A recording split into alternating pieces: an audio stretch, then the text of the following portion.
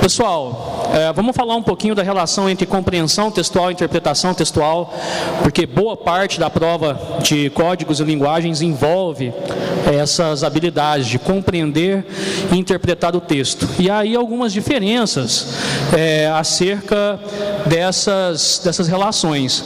A compreensão textual, ou uma questão de recorrência textual, trata-se de uma questão que envolve a resposta bem na superfície do texto. Você vai localizar a resposta do que está sendo questionado no comando da questão na superfície textual. É uma questão, digamos, entre aspas, fácil, tá? Você recorre ao texto, faz a leitura, localiza a resposta. Quando é que eu vou saber que essa questão é uma questão de compreensão? Pelo comando da questão. Os dizeres do comando vão contar isso para a gente. Sabe aquela questão que aparece assim? A partir do texto, pode-se afirmar que, o autor do texto diz que. Esse tipo de questão, compreensão, fácil, tranquilo, tá? Se o comando da questão fala para você, o objetivo do autor a tese do texto esse tipo de comando afirma para a gente que a resposta está ou no parágrafo introdutório ou no parágrafo conclusivo do texto, porque é ali que a gente lança a mão da tese e retoma essa tese ao fim, combinado? É ali que a sua atenção deve prevalecer. Se o comando da questão fala para a gente, por exemplo, em estratégia argumentativa, pesquisa, processo de exemplificação, enfim, aí você não deve se atentar mais para a introdução ou conclusão. A sua atenção deve estar voltada especificamente para os parágrafos de desenvolvimento desse texto. Tranquilo? Beleza? Agora, se o comando da sua questão falar para você, a partir da leitura do texto, compreende-se que, deduz-se que, infere-se que, aí você já tem que pôr um pouquinho o pé no freio, olhar um pouco mais atentamente, porque aí ele quer que você, a partir da leitura do texto e do seu conhecimento, da sua bagagem cultural, chegue a uma dedução. Obviamente, você não pode sair do texto, né? Você tem que se prender a algum elemento gramatical do texto para que você possa resolver essa questão. Então, há de se atentar para essas relações entre compreensão e interpretação textual, tá? De repente, aparece para você ali a palavra ilação textual. Não duvido, né? Aí, para a questão de ilação, é a mesma situação, uma questão de interpretação de texto. Para que nós possamos interpretar ou compreender o texto de uma maneira eficiente, é necessário que nós nos atentemos para o tipo e para o gênero textual, tá certo? Então, o tipo e o gênero textual fazem com que nós tenhamos leituras diferentes do elemento texto.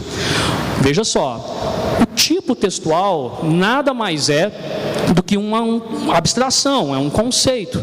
O tipo textual é uma sequência de traços linguísticos que vão sustentar uma lógica coesiva, que vão sustentar uma ideia dentro desse texto. Que traços linguísticos são esses? Pega uma narração, por exemplo. Qual é o elemento gramatical, o elemento linguístico que vai sustentar uma narração?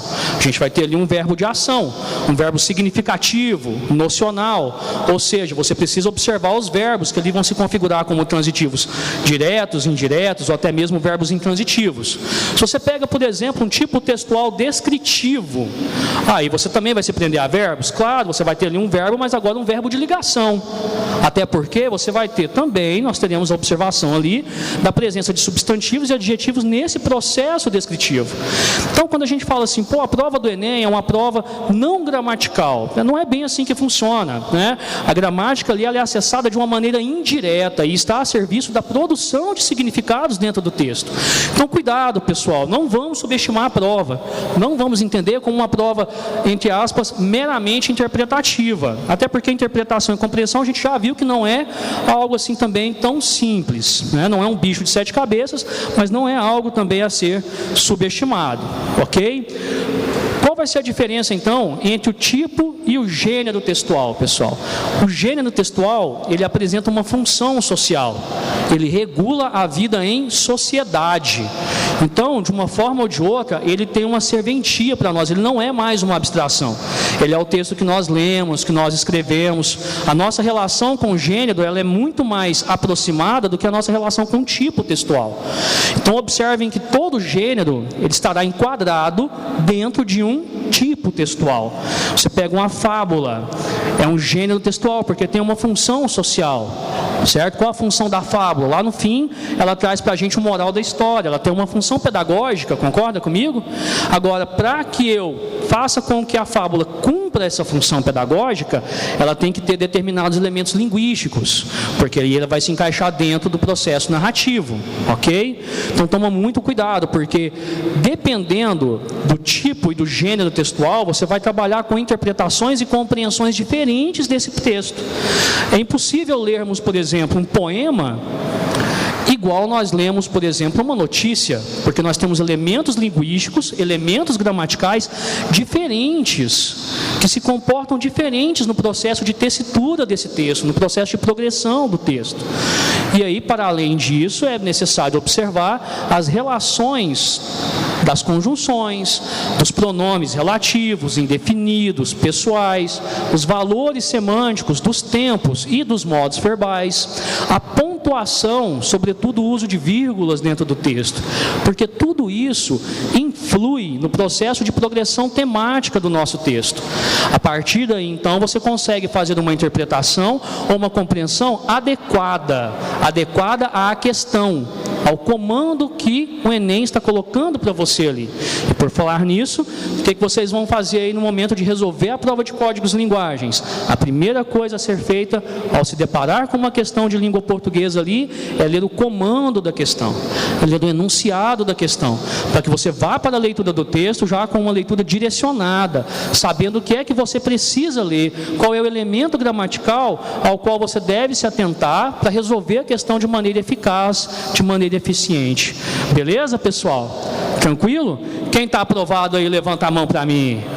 Aí, muito bom.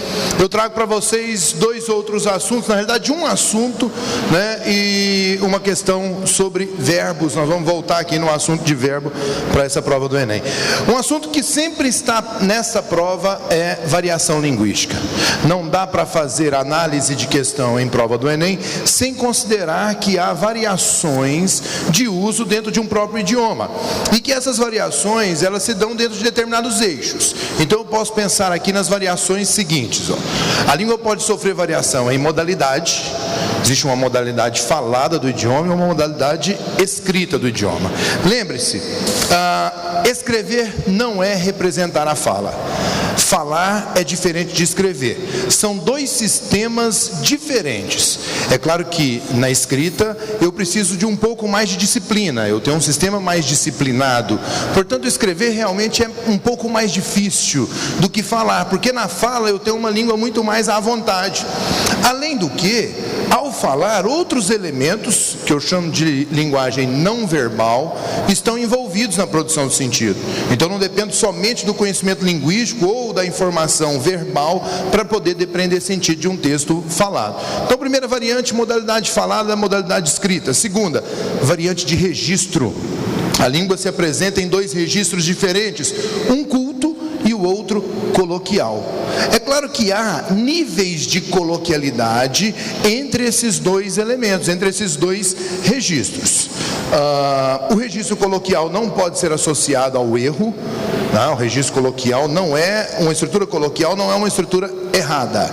A estrutura coloquial é aquela que identifica o falar, identifica o ato de falar mais do que o de escrever. Então existem elementos que estão previstos dentro do registro formal do idioma, no entanto identificam o ato de falar e por isso são considerados coloquiais. Ficar atento no caso do Enem, agora a questão específica, o uso do verbo ter com valor de existir, com valor de acontecer ou de ocorrer, tá? Esse uso é considerado coloquial, e para nós, falantes de língua portuguesa dessa região, quando a gente lê uma alternativa em que há esse uso, né, tem muito aluno que será aprovado, né? Vai ter muita aprovação esse ano.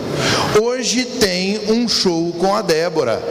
Esses usos de verbo ter aqui são todos considerados coloquiais dentro dessa prova, mas para nós eles soam bem, na nossa percepção de idioma eles soam bem. Então cuidado com esse uso do verbo ter. Depois, registro, variação dialetal. Os dialetos identificam falantes dentro de uma determinada característica, seja ela a idade, seja um período histórico, seja uma região, né? A variante regional, ela pode vir. Eu acredito até que a variante regional apareça aqui. Eu tenho para mim que as variantes dialetais ficarão um pouco de lado nesta prova do Enem. Mas a variante regional pode aparecer, desde que bem marcada, viu? Se te perguntarem sobre característica regional, sobre variante que identifica o falante dentro de um determinado local, busque a alternativa em que essa variante é bem marcada. Expressões do tipo arre, arre-égua, tchê, uai, uso de trem referindo-se a coisa, seriam expressões que marcariam bem o uso de região, não? E nós temos também a variante de tecnicidade, a língua técnica. Você vai descobrir o uso da variante de tecnicidade olhando a referência do texto. O texto em que há a presença de linguagem técnica, ele tem um suporte específico. Então você vai observar abaixo do texto lá uma revista que é direcionada a um grupo de profissionais, né? A revista Língua Portuguesa já apareceu com essa variante na prova do Enem, tá? Vinha lá, você observava a revista Língua Portuguesa e você justificava o uso da variante técnica pelo fato de ser um suporte específico, direcionado a um público específico, tá? Trouxe uma questão do ano passado de variante linguística. Dá uma olhada nessa questão aqui. Famigerado? Famigerado é inóxio, é célebre, notório, notável. Vós mecê mal não veja em minha grossaria no não entender. Mas me diga, é desaforado? É caçoável? É de arrenegar? Farsância? Nome de ofensa?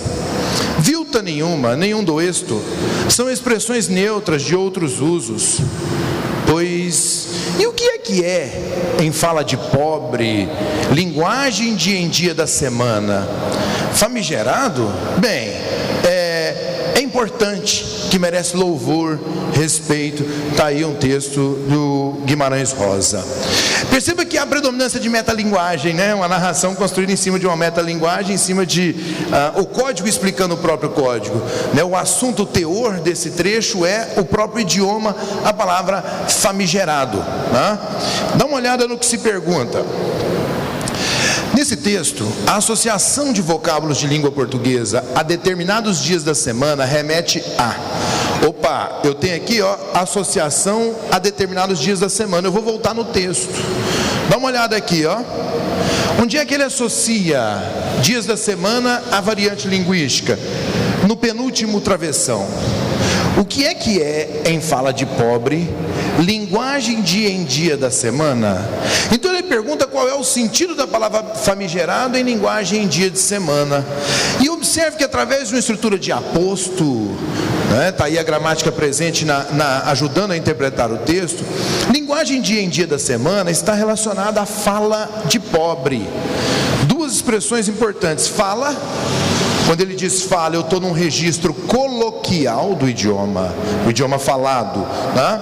Quando ele fala de pobre, eu estou falando de uma variante dialetal social, né? De uma variante socioletal, de uma variante socioeconômica. Observe, ao contrário do que o senso comum acha, que nós temos em língua portuguesa do Brasil uma variação dialetal muito marcada, a variante mais marcada no nosso idioma é a variante socioletal. Nós temos, pela extensão do país, uma variante regional muito pouco marcada. Nosso idioma sofre pequenas variações relacionadas à região, mas grandes variações relacionadas à classe social. Um falante culto de determinada região tem o seu idioma, o seu falar mais próximo de um falante culto de outra região do que do seu vizinho não letrado, do que do seu vizinho que não teve acesso a esse ensino formal do idioma. Então, variante linguística mais marcada no país, variante socioletal, variante social ou variante socioeconômica. Me parece que está ligado a isso, a tal linguagem em dia de semana. O que é dia de semana? Quando eu coloco dia de semana, eu estou colocando isso em oposição a outra expressão. Que expressão é? O fim de semana. O dia de semana é o dia em que as coisas acontecem normalmente, em que eu trabalho, em que eu me comunico, em que eu me interajo em língua portuguesa. Então a linguagem dia de semana é essa linguagem prática, essa linguagem que realmente existe, essa linguagem que circula. Dá uma olhada nas nossas alternativas aqui, ó. Primeiro, ele relaciona vocábulos da língua portuguesa aos dias da semana, e isso nos remete local de origem dos interlocutores. Não, local de origem seria uma variante regional. Estado emocional dos interlocutores. Não. Grau de coloquialidade da comunicação. Volta lá. Fala de pobre. Fala coloquial de pobre. Eu estabeleci aí uma hierarquia nesse nível de coloquialidade. Eu estabeleci diferentes níveis de coloquialidade, diferentes níveis de fala. Observe que eu tenho isso na letra C. Letra D, nível de intimidade entre os interlocutores. Aí eu teria uma relação social entre eles que permite, é claro, determinado tipo de estrutura. E conhecimento compartilhado na comunicação seria aí a linguagem técnica. Quando dois profissionais da saúde se comunicam, há entre eles um certo nível de linguagem que permite lacunas. E essas lacunas são preenchidas pelo conhecimento compartilhado. Quando o profissional da saúde sai do seu escritório conversando com outro profissional e se dirige a um falante comum, paciente da saúde, ele já não pode usar o mesmo nível de linguagem, porque o paciente não consegue completar as lacunas, pois não tem entre ele e o médico conhecimento compartilhado. Então essa história de conhecimento compartilhado nos remete à variante de tecnicidade. Então está aí, resposta à letra C, questão de variante linguística, está na prova, tá? Não há prova do Enem sem variação linguística. E eu acho que a grande pedida é ficar atento à diferença de modalidade escrita e modalidade falada. Lembre-se, ambas têm sua importância. Nós vivemos uma época em que se dá muito valor à modalidade escrita. A modalidade escrita proporcionou desenvolvimento tecnológico. No entanto, o Enem do ano passado, ou 2016, se não me falha, cobrou o conhecimento tecnológico transmitido através de oralidade. Lembra-se disso? De mais de 200 espécies de milho, produzidas no Brasil através de tecnologia na agricultura, transmitida de pai para filho, transmitida através da oralidade, através de fábulas, de lendas, de criação oral dentro das comunidades indígenas brasileiras. Então também há progresso tecnológico dentro de comunidades que não dominam a escrita. Associar sempre escrita a comunidades que têm estratificação social. Se não há estratificação social, não há presença da modalidade escrita, ela está intimamente ligada a isso.